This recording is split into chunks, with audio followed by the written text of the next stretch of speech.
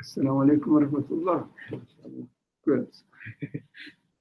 أعوذ بالله من الشيطان الرجيم بسم الله الرحمن الرحيم رب اشرح لي صدري ويسر لي أمري واحلل عقدة من لساني يفقهوا قولي واجعل لي وزيرا من أهل هارون أخي اشدد به أزري واشرح لي أمري كي نسبحك كثيرا ونذكرك كثيرا إنك كنت بنا بصيرا وصل اللهم على محمد وعلى آله وصحبه وسلم الحمد لله رب العالمين آمين. We have been studying for weeks the first chapter of the Qur'an, first chapter and the first verses of the Qur'an. But this chapter is not the first revealed chapter. It is the fifth revealed chapter of Qur'an in the life of the Prophet during the messengership of Prophet.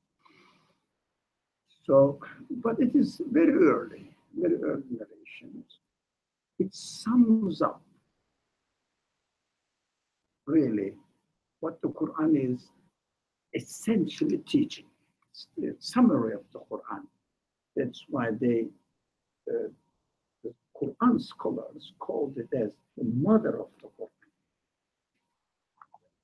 Everything comes from it. So we studied the first, the second, up to seventh sentence of the Quran.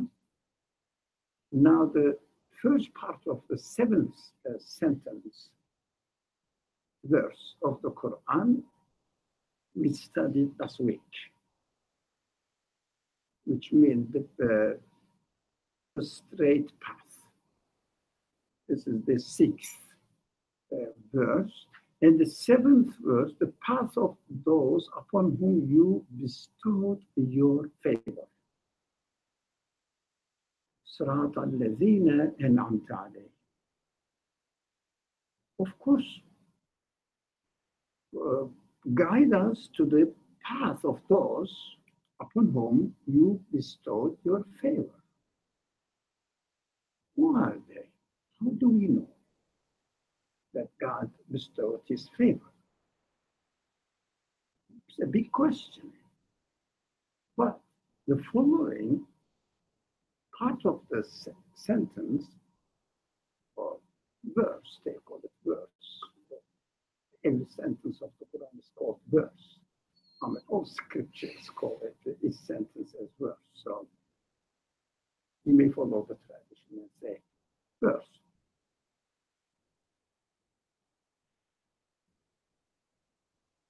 Describing in the negative way, explaining in a negative way, not those, but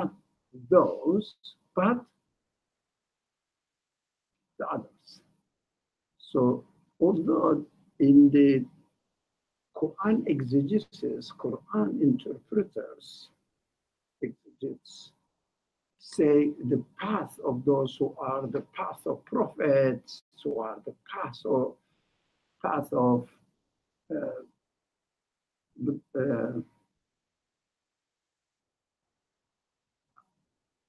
God's friends, close people to God.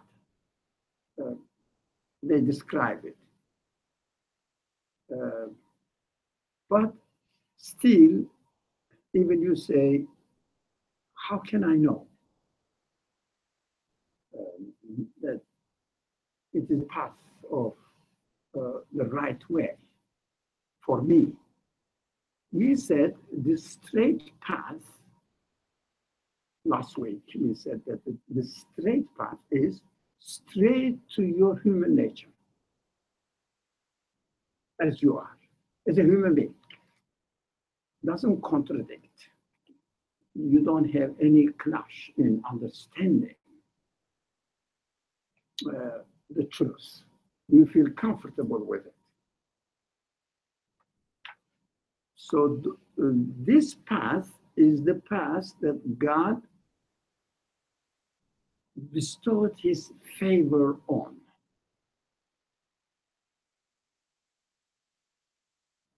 Can somebody tell us now that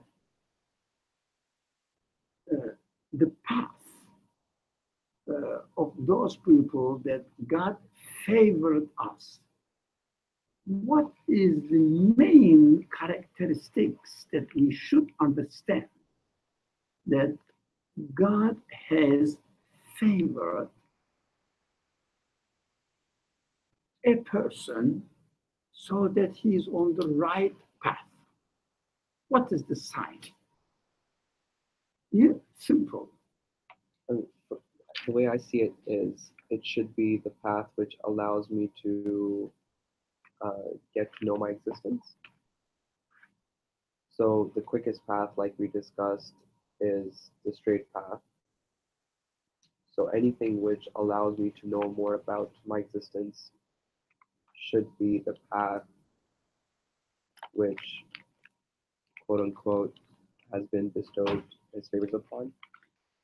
Uh, be more descriptive. More descriptive.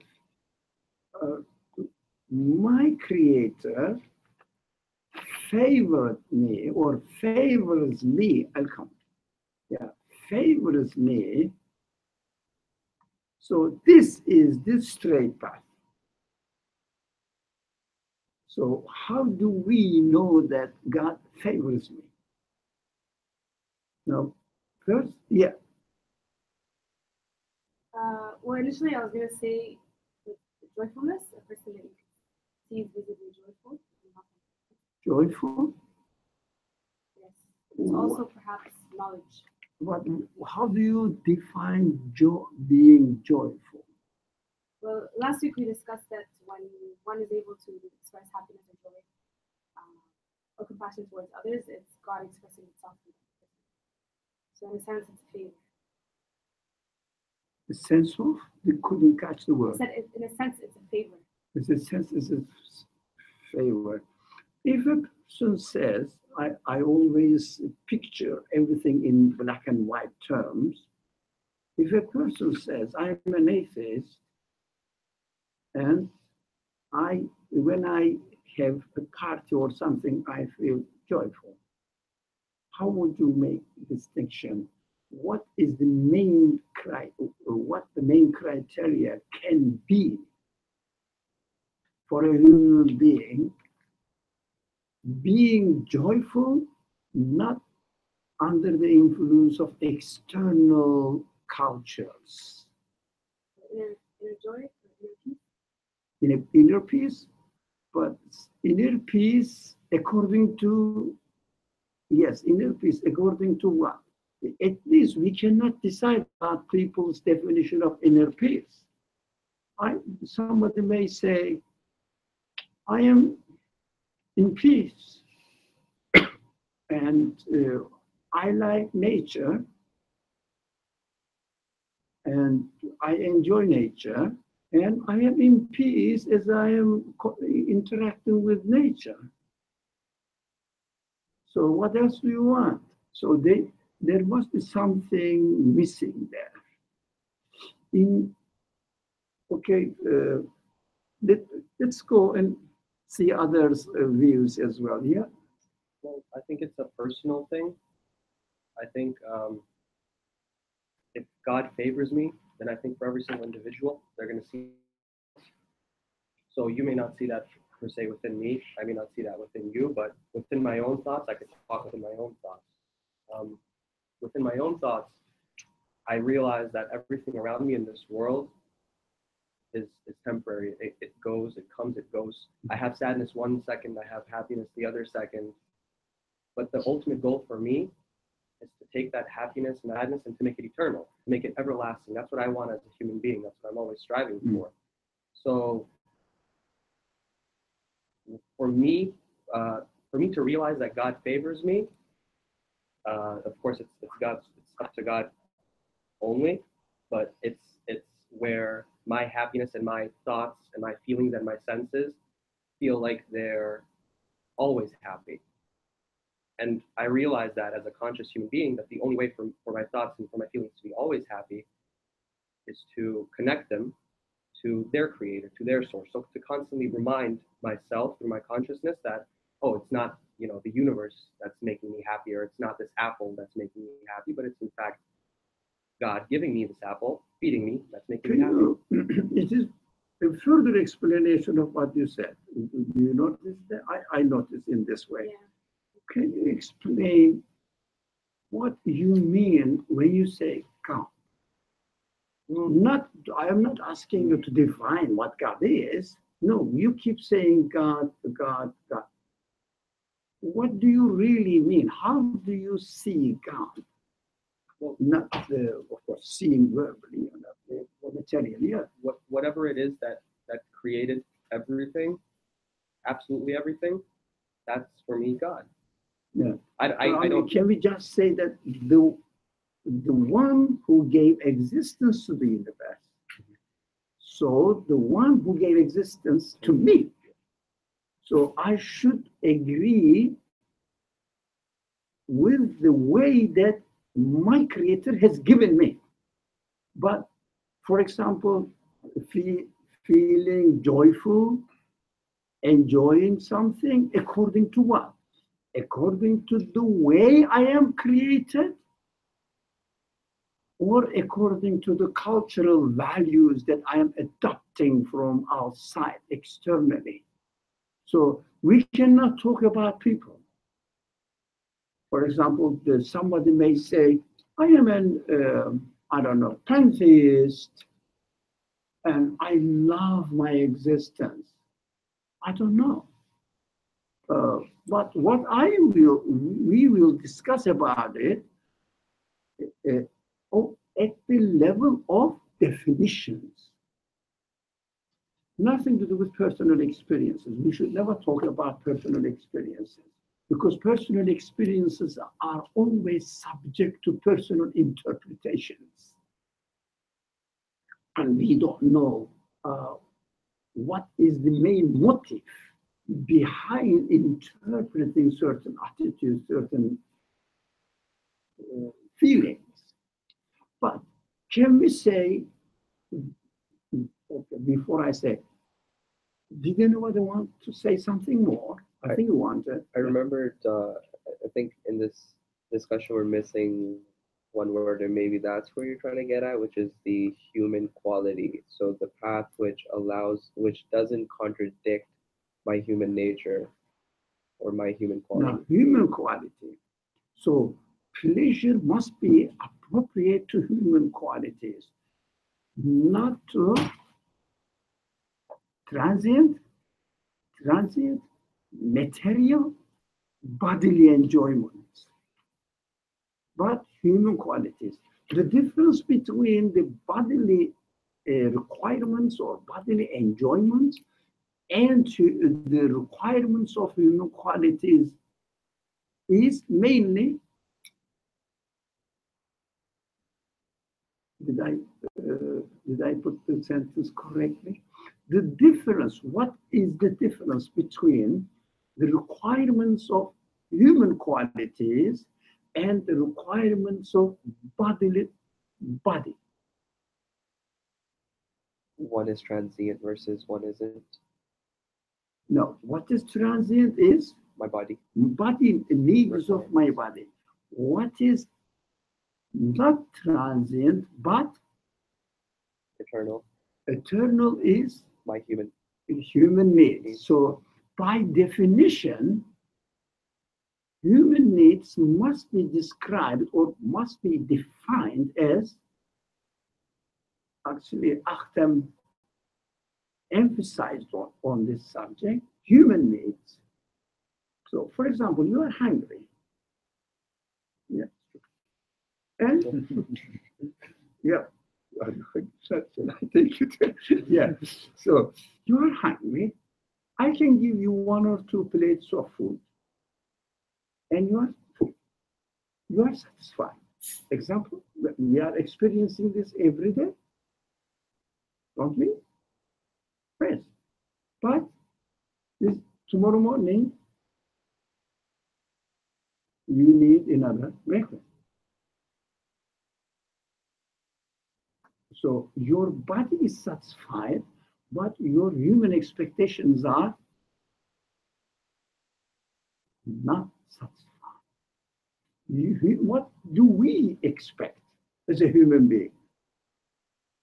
Full satisfaction, no end, and perfect happiness. That is not imaginary. If we forget that we are human beings, if we define ourselves as bodily existing only, well, those expectations of eternal satisfaction, eternal happiness is imagination. But we always question, where did I get this idea of being happy eternally? Where did I get it? It is within me. You get it? It is within me. I get this idea because I am created in this way. I am made in this way. My body may be related to the material side of this world, but not the material side of this world is the creator of my body, but related. Do you understand? Related. If I don't eat, I lose weight. If I eat too much, I put weight, which I usually do. So I put weight. It is related to this material relationship. But how about my human side? Human side doesn't want to be, for example, to experience any unhappiness. Doesn't want to experience temporariness. Doesn't want to experience old age, disease, dissatisfaction. We don't want to. And we never want to get old, and we never want to get down. After getting very old, it's okay, but I want to be young. I want to enjoy my life eternally. I don't want to lose my eyes. You know, I cannot say, no one can say that, look, I have been using these eyes perfectly, functioning perfectly for 20 years. That's enough now. I can be blind. Who says that? Maybe your father or mother may be 90 years old, 100 years old. If he starts having problems in seeing, power of sight, is not functioning properly, what does he say? Never mind, I am happy, yes, I'm blind. He says, can you take me to a doctor? Can they prescribe me a kind of glass or something that I can see? There's no end. For human requirements, do not accept any end. We have to recognize ourselves. Now, as a human being, let's make the theoretical description of God, of those people upon whom God has favored. As a description, I don't know who they are. Hopefully you are all among them, but we don't talk about persons and practical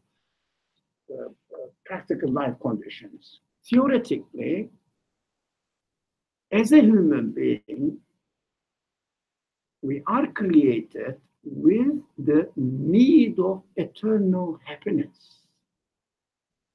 If somebody experiences eternal happiness as a human being, eternal happiness as a human being, it means he has received the favor of his creator. Did you get it? No. I need. Did you? I got the question, yes. What is the question? How can we experience eternal happiness right now? Yeah. Yeah. That how can you experience? Do you have an answer to this? how can you experience, let's say, eternal happiness? You are hungry, you may have, God forbid, you may have some health problems, yeah? And can you experience eternal happiness while you are hungry and with no job and suffering from some illnesses? Not you, a person. Or apply it to yourself. If I was, you can say, if I was, can you still experience eternal happiness? Yes, according to what we study in these discussions, I would say yes. Yeah, okay. Give us some sort of explanations. Well, if you start off in your own existence, questioning the need, where is it coming from, and realizing that it's not coming from your particles or from things around you. So Or this the need, particles of the thing. yes. Yeah. So this need is given existence, and so if this need is given existence, there must be a one that is giving existence to such a need. Such a need, yeah. Yes. Existence to such a, I'm emphasizing on it because it attracted my attention. The one who has given existence to such a need that I need to be eternally happy. Here, while I'm here. Although I'm hungry, I don't have a job, and I'm suffering from some illnesses. I say I'm happy. With my what?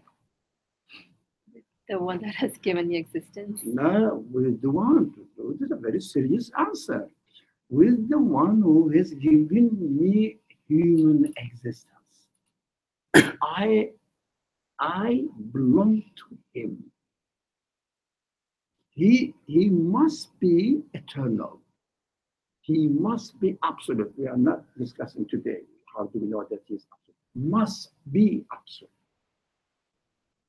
If a source of existence is not absolute, cannot be the source of existence of this universe and source of existence, source of my existence.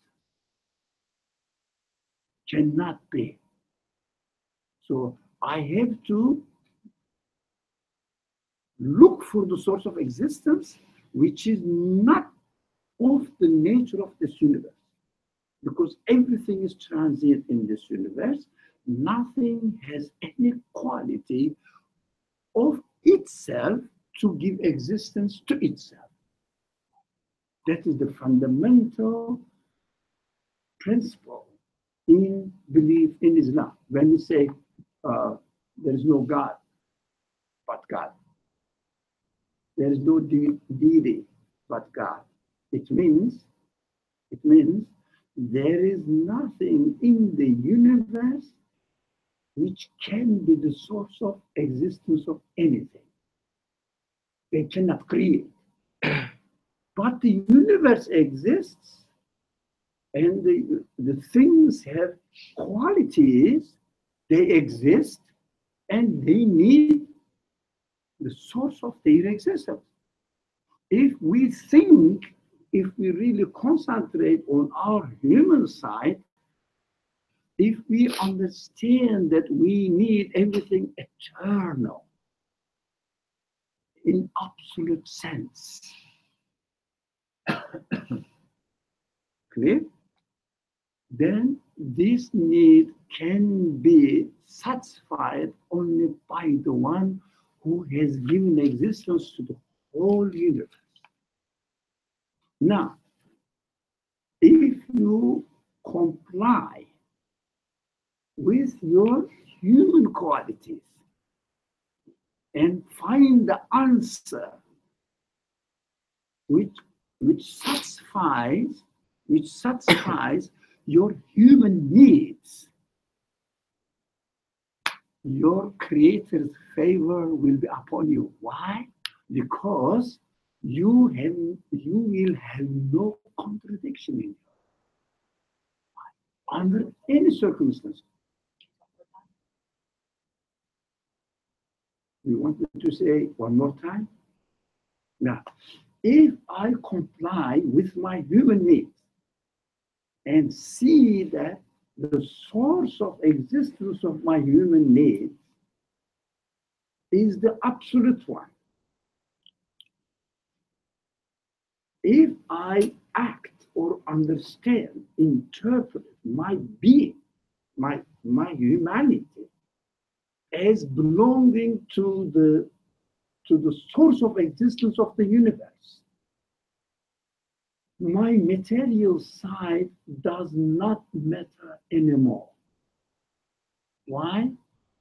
My material side is subject to the conditions of the transient universe, but the transient universe lets me or helps me understand that the source of this transient universe must be,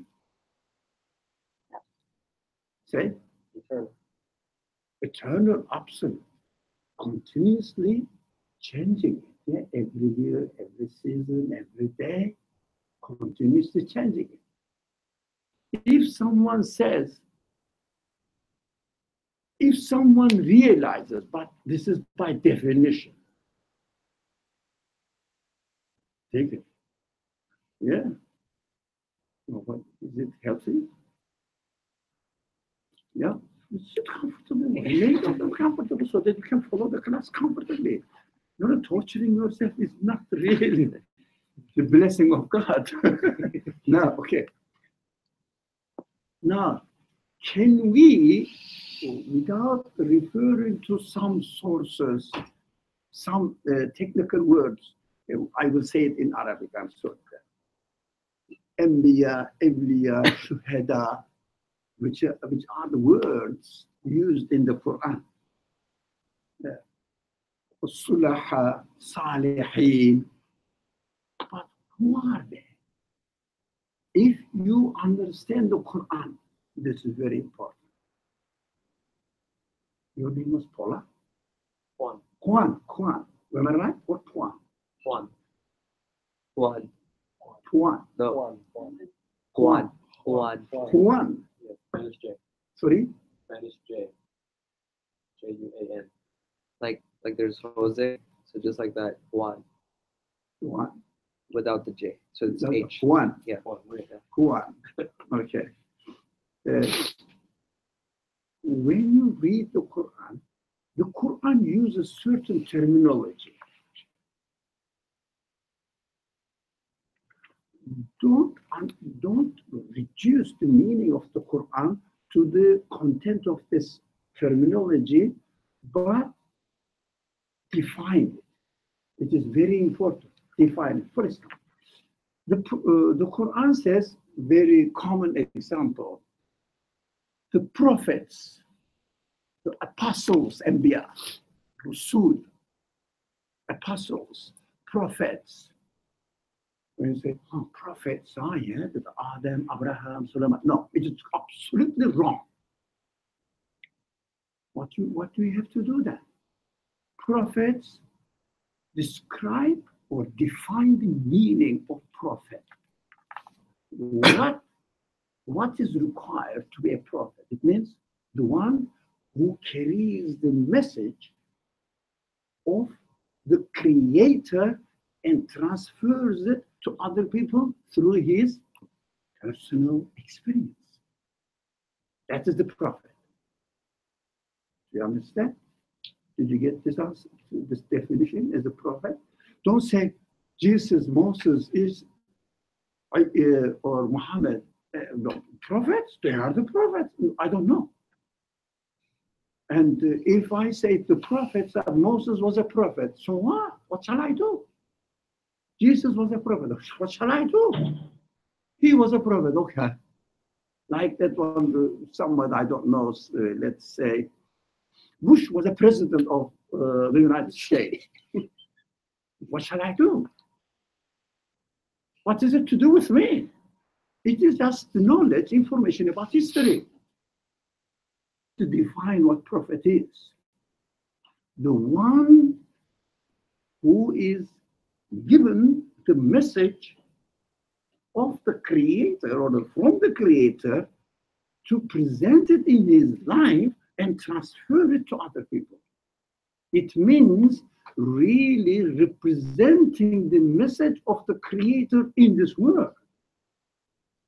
So when the Quran says Anbiya, don't recall the names, recall the mission, function of the prophethood. That's how the Quran should be read. We cannot read the Quran as a source of history information or historical information. So when we say those people who have been favored by their Creator, don't look for certain type of people. You know, those people who have, for example, who lived in somewhere in a very frugal way, not eating too much, not sleeping too much, yeah, a lot, and always worshiping God, certain type of people. No, I don't know. I don't know why they are doing that. What are they expecting from this?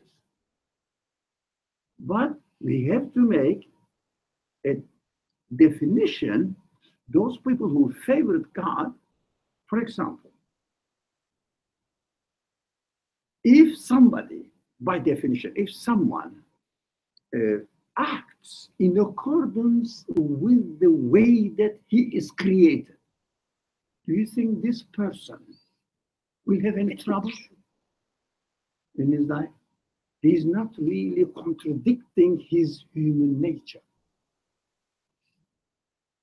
Do you think this person will have a trouble in his life? If I am, for example, if this person is ill, what does he do? Okay, take care of the body, goes to the doctor, takes the medicine, whatever. If it happens, happens. If it doesn't, if he cannot find any way to cure his illness, he dies. Doesn't matter. Death is not the end of existence. There's the transformation. Because death is the separation of the spirit from the body. That's so simple. So spirit is there, body is left on earth where he came from. And where it was in relation with the earth. That's so simple.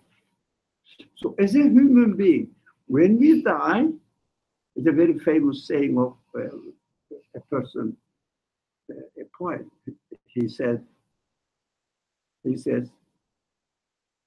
when I die, don't say that I died. He gives his name. Let's say his name is a name which is not very common.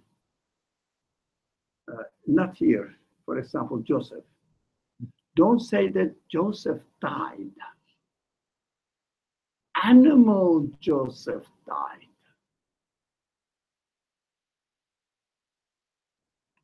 You understand? It means, for example, your nails are living, huh? They grow. When you cut, what happens? Grows back. Sorry? It grows back. It goes back. It grows It back. dies. No. When you cut with the part that you throw away, you cut your hair and put it in somewhere. What happens? Compost. Compost. It doesn't mean that you died. Your body died. Understand? God forbid, let's say somebody had an accident or something, and let's say he lost they cut his arm. Okay? Put the arm there, and I am here. What happens? Am I the arm? What is that? What is this? Piece of meat. Piece of meat and composers. Right? But I am. Do you think I lost my humanity 10%, 5%, 1%? No. I am full as a human being, full human being.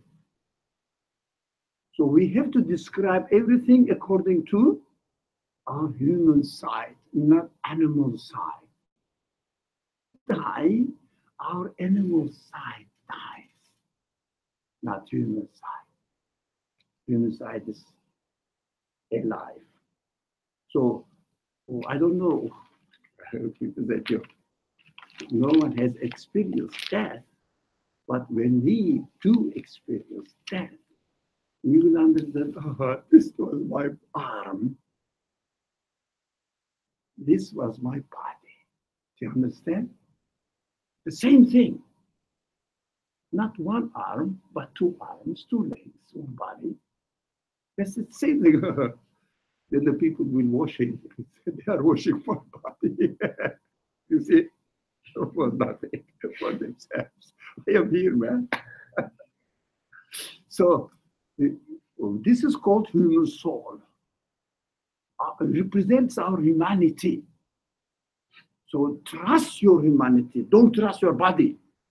But luckily, it is a great wisdom of the Creator. What happens? My spirit, my soul never gets old. But my body does get old. Yeah? I am old enough to experience this. Maybe when you are young, you may say, you know, when I get old, I don't know whether I will feel tired of life. No, no, no, no. No. If someone tells me, you know, if you come to my clinic, I will return you to your 25 years of age. I was like, oh yeah, please. Can I come tonight? Not tomorrow, tonight. Why? My spirit wants to be as active as it is, but the body doesn't let me run. I cannot run. I cannot climb up the stairs. But I want. It is with me. Do you understand? It is with me. I don't want to lose any of my organs. And I want to accomplish everything what my soul requires. So every definition must be according to our human side. When the human side said, when the Quran says, upon whom God has bestowed his favor, means those people who acted, who understood his reality as a human being, belonging to the absolute creator. I belong to him. I didn't create myself. I belong to the absolute creator. So I am comfortable with my creator.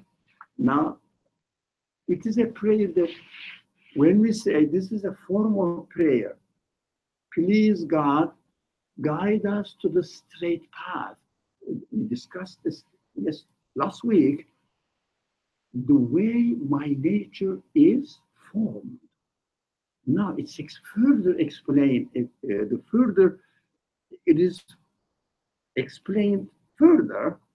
The those upon whom you have bestowed your favor, please. It means, please God, make me realize my human nature and be consistent with it. Be consistent with it. Please don't let me diverse my attention from my human nature and indulge into animalistic expectation. It means bodily expectation. It doesn't mean that you should torture your body. Nothing to do with it. But if I reduce myself to an animal level, then there is no hope for my humanity, because everybody knows that he's going to die. The body is going to die. And human side says, that is a dead end. What does it do to your life? It makes you feel completely disappointed. Although you are young, you see an old man or woman, what do you say? One day I want to be like this. What's the pleasure? Temporary pleasure doesn't give any satisfaction to your human soul, which looks for eternal pleasure. Doesn't give any satisfaction. You get, although you are young, let's say you are 25 years old, or you have seen a 90, 100 years old person cannot move really, suddenly you with your own existence. Yeah, I enjoy myself now, but my inevitable end is going to be like this one. All your pleasure will be shut. We experience this. You may turn blind to it, but your human side recognize. So if you have a right definition of yourself, ask the Creator or express your need to the Creator, saying that, please keep me on the straight path, not to spoil my nature, not let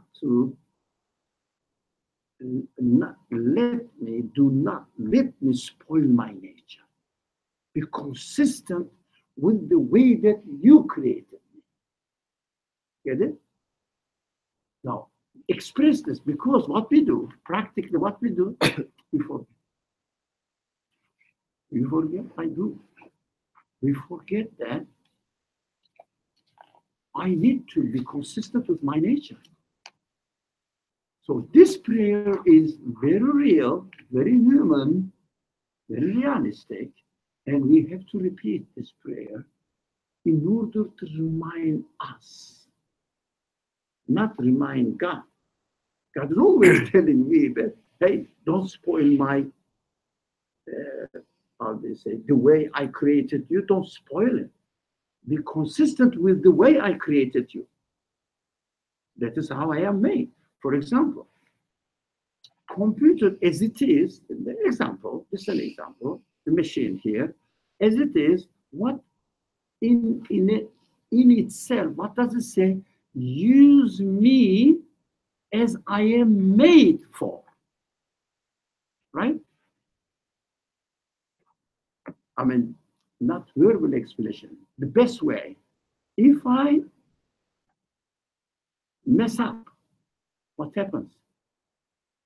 It doesn't function properly. It means I am not being made to be in this way. I was made in the perfect way that you are expected to use me in the perfect way. So human nature is the same. I can destroy it. Not I can destroy it. I do destroy it. But it's definitely I can, but most of the time I do destroy my human nature, human quality. Can we say that the same approach applies for even the non-human needs, in the sense that because they're transient in their nature, through experiencing that transience, I can still come to the conclusion that this is not where I must finish my search. And Well, these are the means. Right. Not only I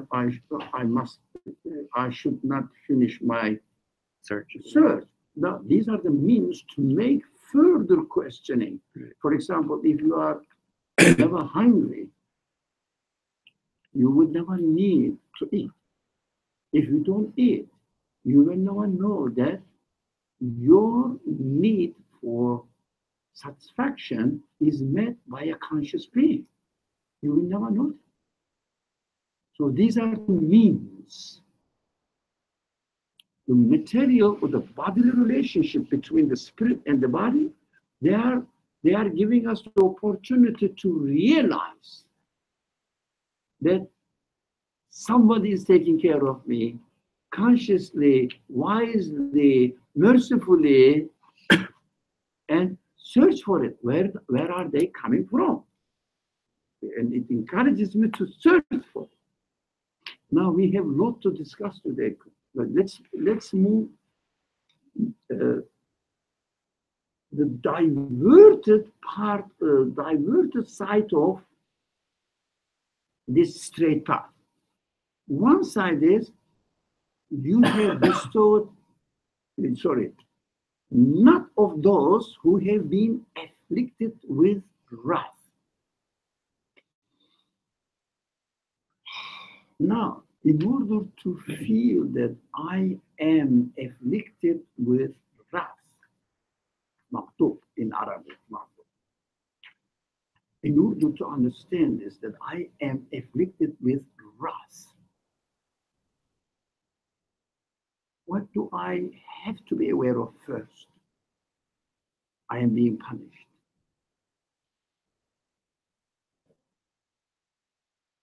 What do I have to be aware of? My humanity.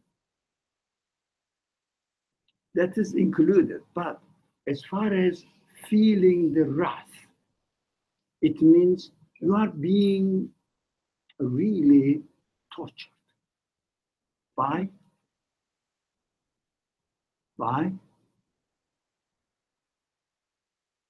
distorting my own human nature. yeah, it means by the one. For example, if I am using the computer as it is made, what happens? I use it comfortably. If I make a mistake, what happens? I break or confuse the program. It means the programmer is torturing me because I do not get the answer if I divert from the way that how do you say, swerve or get out. If I really, but I must be aware of what? Punisher. The one who is interfering into my life and telling me that you are doing something wrong. I have not created you to behave, to understand, to interpret yourself in this way. So the first requirement, of course, you are right, your humanity. But as far as this subject is concerned, the first thing is required is to acknowledge that you are created by a creator. Now, is it wrong? No, nothing is wrong to acknowledge that you are created by a creator. But if you use yourself, now wrath is coming, be careful. Hey, everybody, be careful, wrath is coming. If you use yourself in contradiction to the way you are created, what happens? You start or malfunctioning. Right? You start malfunctioning. You start feeling pain. You start feeling meaninglessness. You start feeling unsatisfied. You start really understanding or realizing that your humanity is in trouble, is not really satisfied. You are not happy with your existence. Why? You are messing up with your humanity, the way you are created.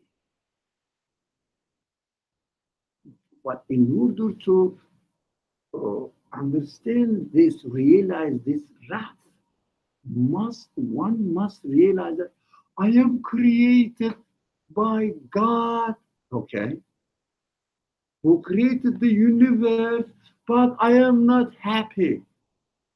Why?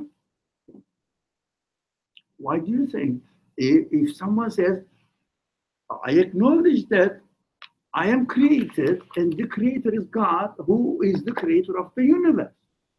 But I am not happy. Don't we? I do that. I do experience this a lot. Why do you think, although I acknowledge God as my creator, but in practical life, I am not satisfied with myself.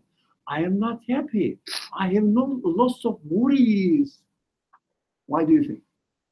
What's happening? What's wrong with me? Yeah? An answer? Nothing. I mean, if you think of like the prophets, right?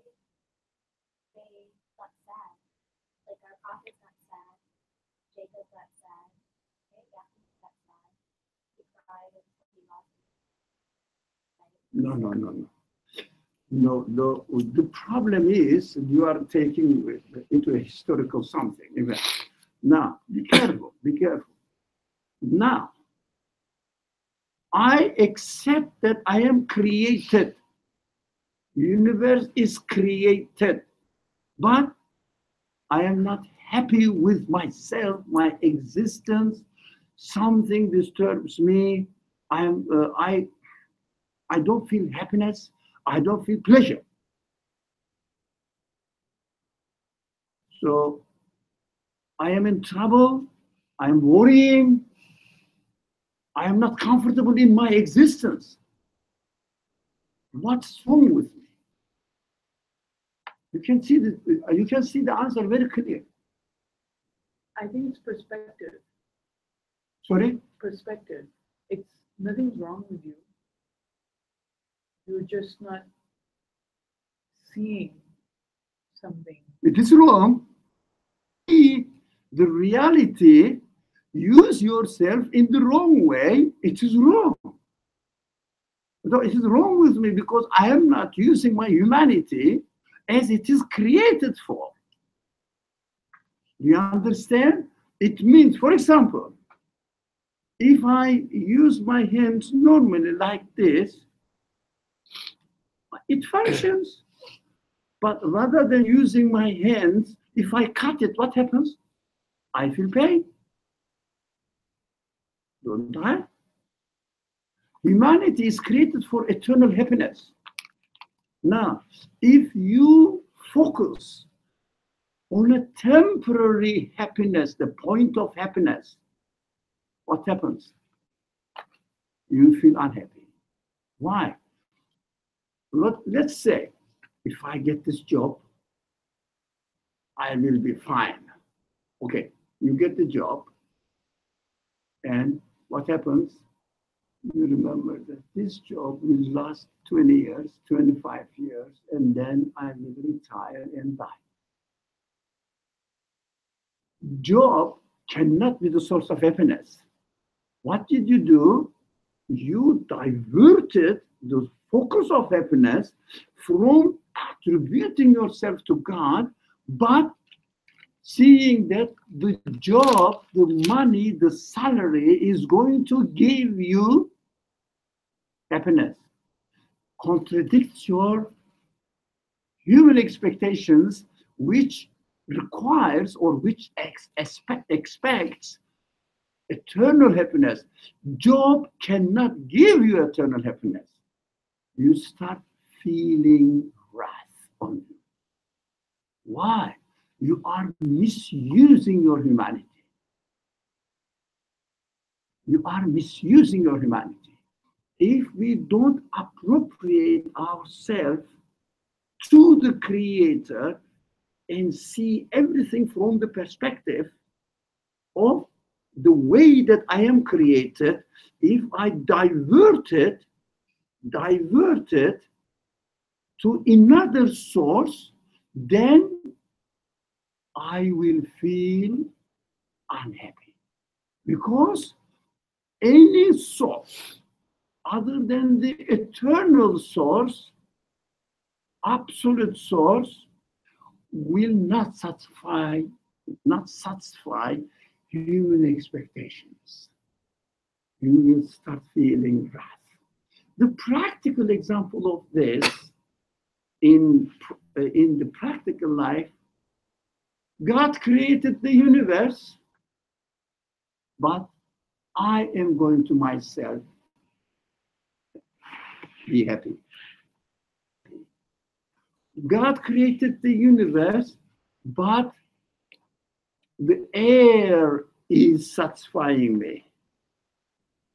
God created the universe, but the food is satisfying me. What happens? You're not thanking any source for that existence that you're being given. You may be conscious that, wow, there is in fact something which is giving everything existence, but at the end, in your conclusions, you're not fully getting to the point that it's in fact that creator which is taking care of me, satisfying me right now. Diverting the direction. Right. So for me personally, I find that being thankful, it's a personal thing, but being thankful really helps. Yeah. In my Thankful to what? To whom? To my creator. Yeah. When you eat the food, you will be thankful to the creator of the food. But if you think that the food is going to satisfy you, you are going to enjoy the food and you will find the joy in eating the food. What happens? Deviating yourself from. Now you start feeling the wrath. It means somebody is pulling your ear. Hey, you are doing something wrong. So you are doing something wrong. You are deviating from the straight path. Straight path, we described last week as what? The natural way, feeling God. In the closest way, we said the straight path is the definition of the straight path is the shortest distance between 2 points. Now, my point is createdness. And the other point is my creator. The shortest distance we said last week between the creator and the createdness is closer than your jugular vein. It means within your creation, you will see the creator. In a summary, within your creation, you will see the creator. But if you say, if someone understands that, yes, I am created by God, but the food or the money or something is going to satisfy me, what happens? The distance between you and your creator diverted. It is not the shortest distance anymore. Yes? It's not the shortest distance, you diverted it. Maghdub is this. Otherwise, I am here and God says, I am going to send my wrath on you and you will suffer from it. I didn't know anything. I am the God, I can do anything. That we are created, if we don't really comply with the way that we are created, we divert. As we divert, what we do, we start expectations or expecting satisfactions from not God but created things. And they don't satisfy you. Never. Okay.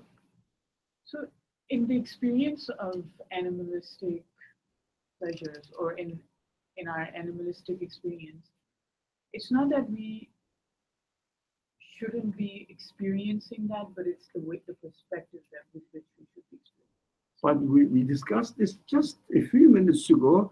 They are the means to be used to see the source of their existence and connect yourself to the creator of the food. So every animalistic experience will have that connection, whether you see it or not. No, it means that they are the means. But if we don't use them as the means, if we use them as the aims, what happens? Wrath comes. But We it's are okay doing to wrong. but it's okay to experience through our body in the hope of understanding what the creator, what the Always connection refer to the creator. But I don't do that.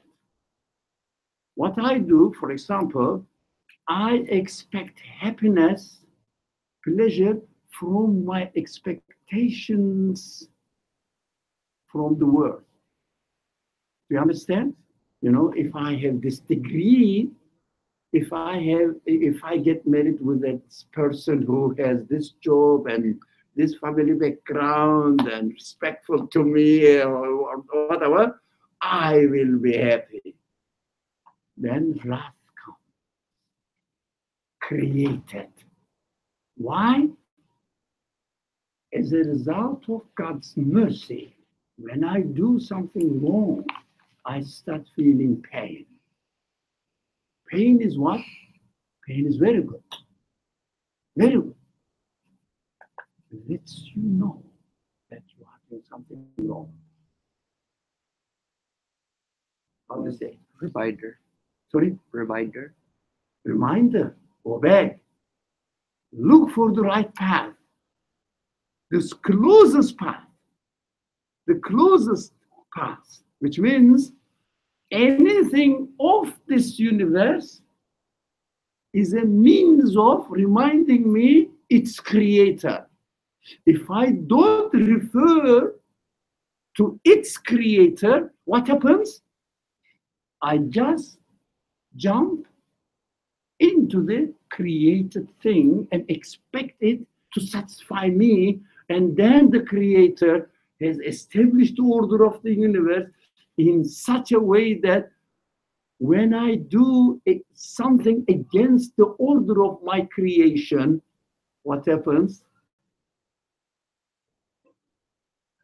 If you put your hand under a very heavy load, what happens? You'll get hurt. You get hurt. The hurt is telling you what? Reminding you what? You are doing something wrong. That is a blessing from the Creator. So you just try to avoid it, and I'm doing something wrong. Think about, what should I do?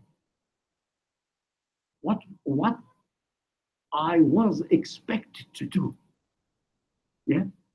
Then start thinking about it. Would you like to make a comment without giving any reference to the traditional information? So I think you are new in our class. Are you new in our class? Yeah, so you have to know the methodology we follow here. But of course you are welcome, but don't expect that I will be kind to you. If you do, I will say, no, it's wrong. We have to speak clearly here. We always behave in a straight way in this class. Otherwise, if I say, oh, mashallah, very good idea, you know that the Prophet was very sad when Abraham died. That nothing to do with the nature of creation existential problems. We emphasize on something else that is not very common. But welcome, please, tell me. You listen carefully today. I don't hear properly, you can transfer. Yes. Please speak loudly, as loudly as possible, and then it is being recorded as well. People live stream, we are live streaming, people are listening. Yeah. What if you're feeling dissatisfied by obedience? Obedience? So Did you say obedience? Yeah. What is obedience? Obedience to what? So say you were explaining that a sign of wrath is a sense of dissatisfaction or a sadness, right? So what if you, like if you're a person who doesn't like to pray, or a person who, something that we consider as something good, but it's something that's hard or dissatisfying. Who consider it good? Who? Not you. Yeah, who? Like say that we believe that this is a No, good thing. these languages are all false. With a we, who are you? Oh, as a Muslim. I don't know. We speak here as a human being. So as a human being, Yeah. say that as a human being, Mm-hmm. I understand it's good to be kind to people. So, sorry, I understand. I understand that it's good to be kind. Good to be kind to people. Yeah, your humanity tells you Yes. this. Correct. Yes. But what if I feel When I What if I feel? that there's something Fail. difficult? Feel. feel, She hasn't finished yet. okay, but I'm missing the word. What if I feel? Yes. That there's something difficult about being kind. Yeah. Check your background. Are you really training yourself to connect yourself to the Creator, or are you under the influence of the external factors which are not human but artificially made by secular society or secular religion, understanding of religion? Secular understanding of religion. Do you see this expression? Secular understanding of, you say, religion. This is culture, but mixed with religious terminology. So that is why we feel not comfortable with ourselves when we do something according to our culture, which says this is a religious action, this is a religious activity. Yeah, you have to be respectful to your parents, for example, but your parents say, get married with this guy who is my cousin or who is my nephew, and we don't know him. Wow, what shall I do now? If I don't listen to them, a religion asks me to obey the father or mother, but I cannot do anything with this guy. It's totally, he is totally alien to me. How can I really combine my life with him? What is wrong with it? Your understanding of religion is wrong. That this knowledge has nothing to do with religion, but you think that it is the religious requirement. That is the source of confusion. But we don't talk about practical terms. We talk about theoretical terms. It means if somebody diverts his creation, he will feel definitely, inevitably pain. That is the wrath included in the order of this creation because of the mercy of the Creator. Reminds me when I contradict my nature. Although I believe that the universe is created by God, but food is going to satisfy me. This job is going to be the source of pleasure for me. Right? What am I doing? I am straying away from the straight path. Created and the Creator. And there's created and another created and then the Creator. What a diversion? Do you see? I am created.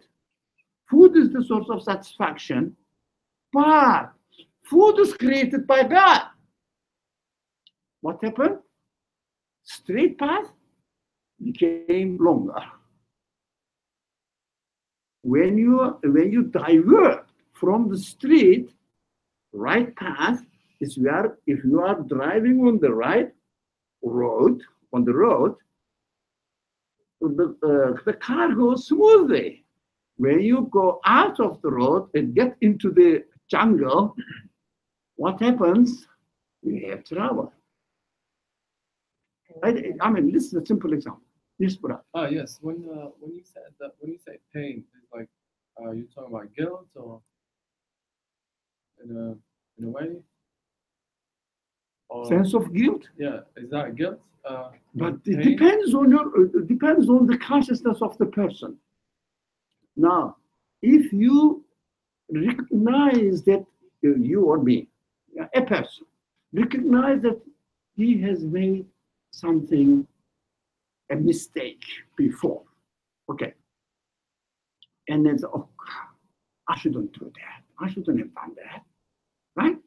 And this causes a sense of regret. Yeah. Now, the order of the universe as created by God says, don't worry about it. Just repent, don't repeat.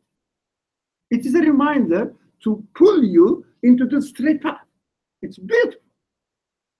Now, when we say غير المغضوب عليهم, when we are reading this very important verse, not the path of those upon whom your wrath is given. What does it mean? God is really spreading wrath around? Look at the universe, it's perfectly working. There is nothing wrong. Yeah, everything is perfectly working. But when I distort my human nature, it is inevitable not to feel the pain. But if it is in the past, that's a practical example to your question. If it is in the past, oh, I did a mistake, I made a mistake. And you feel that, oh, I'm guilty because I destroyed my human nature and I destroyed the way I am created. And thus, I oppose or contradict the Creator's purpose. I destroyed the Creator's purpose. I made a mistake. Please forgive me. I'm not going to do it. That's it. And try not to do it again. That's so simple. It is a reminder, and you took the reminder and finished. God, not like the New York City. If you park somewhere, they don't remind you. What do? They give you a ticket. And by paying the ticket, you learn. They don't say, if you ask them, I didn't know that I shouldn't park here. Please forgive me. So next time I will never park again. They say, pay the bill or the fine, and then you will learn it and you will never park again. God's treatment is not like this. God reminds you, gives you a warning. All the pains, be careful here, all the pains we receive because of our mistakes are the results of mercy and reminders. You get the reminder, not the ticket. You understand? But if you don't take lesson, park again in the same prohibited area, parking place, you get another reminder, which is called in the language of the Qur'an, God as the Tawwab. Again and again and again reminds you. As long as you keep making mistakes, he keeps reminding you. That is the order of the universe. Right? That is Maghdub. You don't have much time. We have another problem now. Maghdub means in philosophical terms. Now, we are speaking in philosophical terms, okay? Those people, God is the creator, but gives or attaches power to the causes. You understand this philosophical term? So causes are effective, causes are active, but God created the universe. Now it is working like a clock. Clock has a maker, I accept, but the parts of the clock is working by themselves. These are the Maghdub people. In community matters, community, a community or a person believes in God and does not refer everything to God, but, for example, look for a paradise on earth. They are maghdub. Because of this aspect, maghdub, those people who reserve God's wrath, because a certain religious tradition look for paradise as a land in this world. Palestine, promised land. When we got there, we will receive the paradise. We will be eternally happy. Yeah, but God promised that land to me. Do you understand? Materialize the paradise in this world. Do you understand? That's why some scholars said this tradition, this religious tradition, you know, who, I don't want to mention the name, is maghdub people. And not only that particular nation, if I identify myself with Islam, if I say I am a Muslim, but if I have this land, I will be happy forever. It means I am maghdub. I am the one, because I am expecting happiness from the land. But God promised me the land of eternal happiness. Where is it? Paradise, man.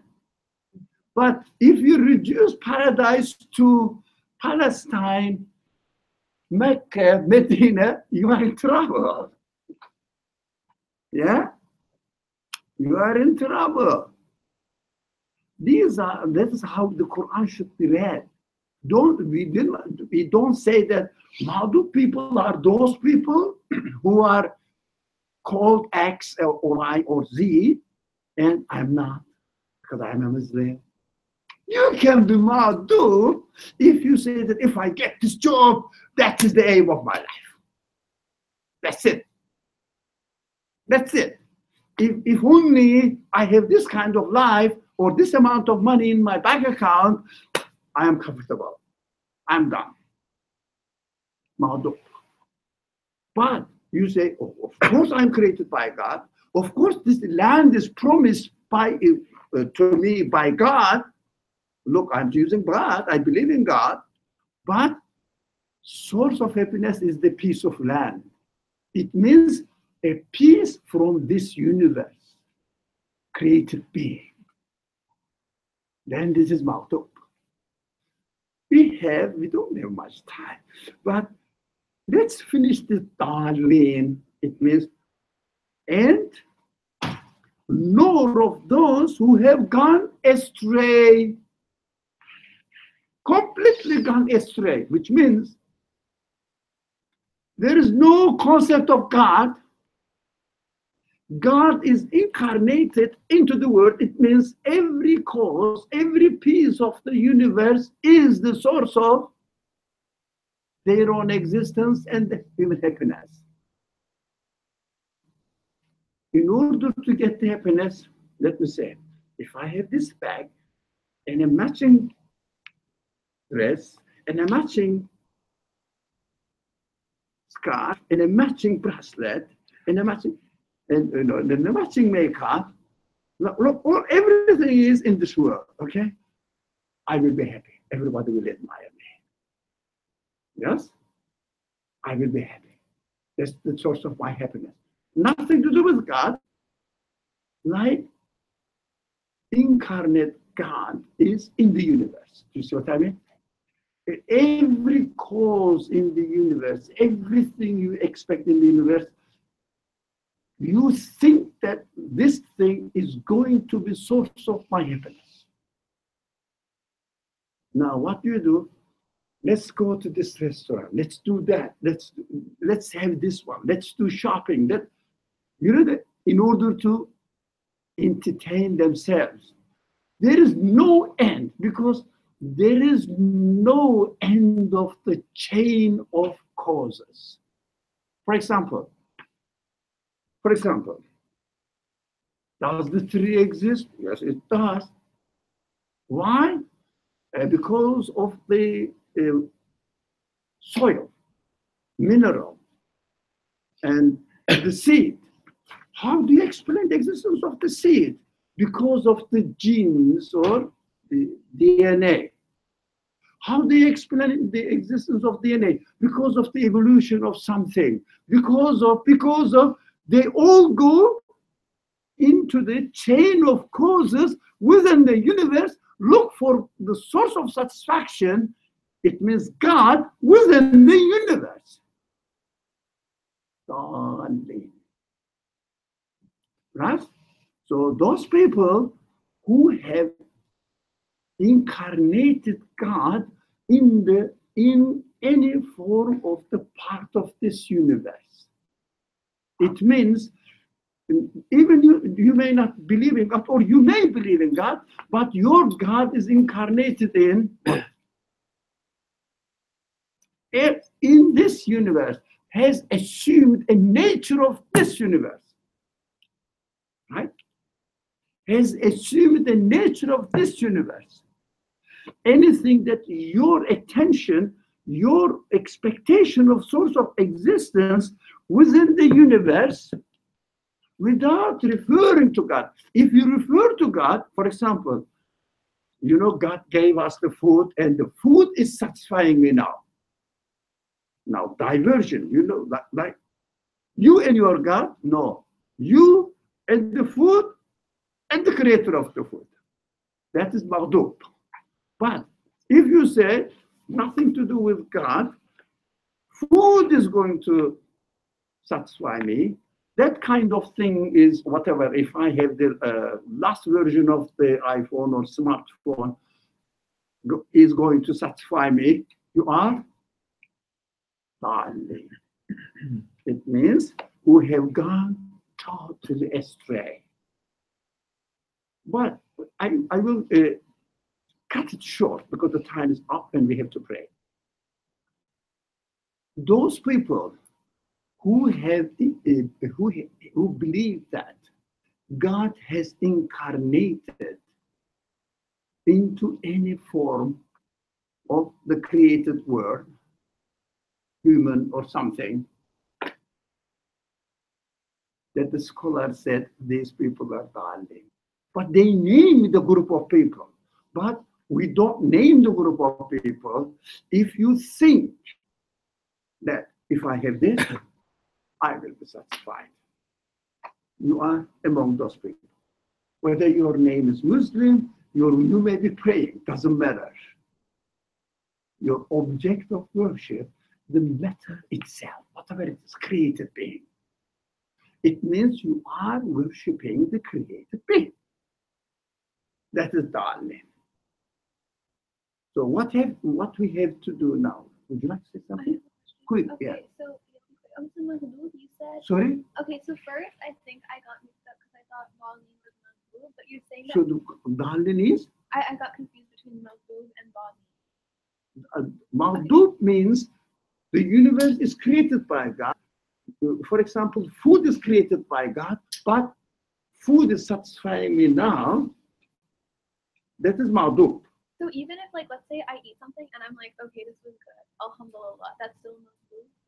Yeah, because if you say that the food is satisfying me, although food is created by God, for example, the simpler example is,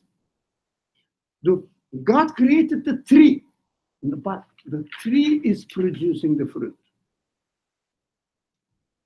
God created the sheep, but sheep is producing the milk. Do you understand? You understand?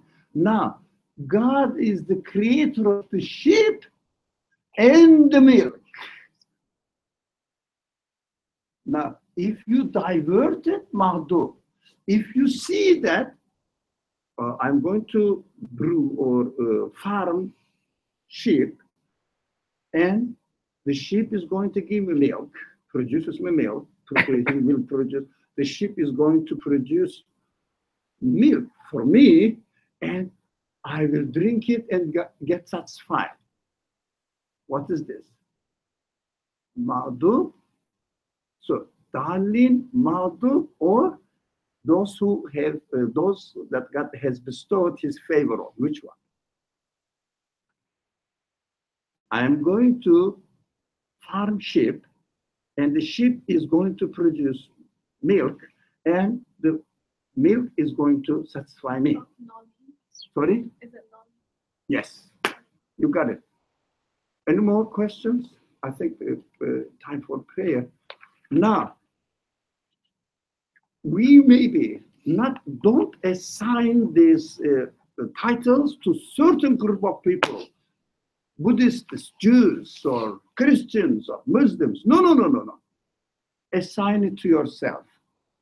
If I do follow this way, I am following the Dalin way. If I do follow this way, I am following Madhub way. If I follow another way, I am following the Sirat al-Ladina an'amta alayhim, that God has favored upon them. Right? Look at yourself. Look every path within yourself. Don't put labels on group of people. It doesn't help you. For example, saying that, for example, Darlim people are Christians. Okay? Nothing to do with me. I'm not a Christian. It means I will never be a Darlim. But my life is full of Darlim. Yeah, maybe. So don't miss the point.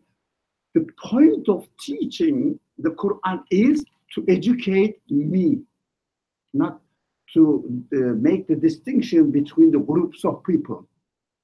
I am not the politician. These are the Christian people, these are the Jews, these are the Hindus, these are the Muslims. None of my business.